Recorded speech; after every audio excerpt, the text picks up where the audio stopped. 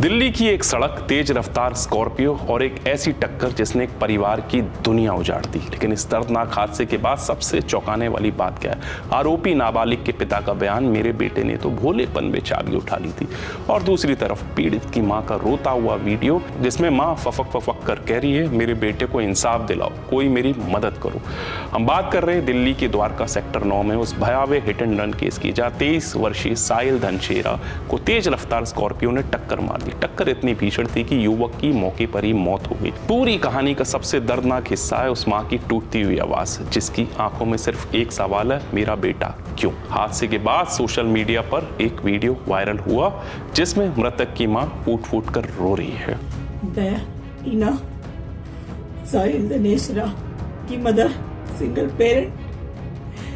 मैंने अपने बच्चे को 23 साल से एज ए सिंगल मदर पाला है और एक रईसजादे की स्कॉर्पियो जो कि स्पीड की रील और स्टंट मारने के लिए अपने घर से गाड़ी लेके निकले थे अनलाइसेंस्ड। उस लड़के को गाड़ी चलानी भी नहीं आती। He was unlicensed driver. उसने 3 फरवरी को मेरे मासूम बच्चे को अपनी गाड़ी से ऑन द स्पॉट उड़ा दिया। वो मेरे बच्चे को उड़ा दिया उसने। I am a helpless mother alone.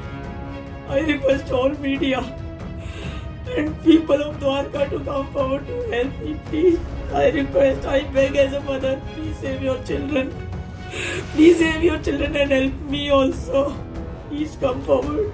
जो गाड़ी चला रहा था वो नाबालिग था, 17 साल का, जिसके पास कार का लाइसेंस भी नहीं था चलाने के लिए। मां ने कहा कि मेरी मदद करो, मेरा बेटा मासूम है। उधर आरोपी के पिता मीडिया के सामने आते और कहते मेरा बेटा मासूम है, उसने नासमझी में स्कॉर्पियो की चाबी उठा ली थी। वो माफी भी मांगते हैं। हालांकि वो कहते हैं उन्हें अंदाजा नहीं था कि गाड़ी इतनी तेज है या कुछ गलत हो जाएगा। लेकिन पुलिस की जांच और सीसीटीवी फुटेज के अनुसार स्कॉर्पियो की स्पीड काफी तेज थी। टक्कर के बाद आरोपी मौके से भाग गया, ऐसी भी खबर है। हालांकि कार को बाद में छिपा भी दिया गया।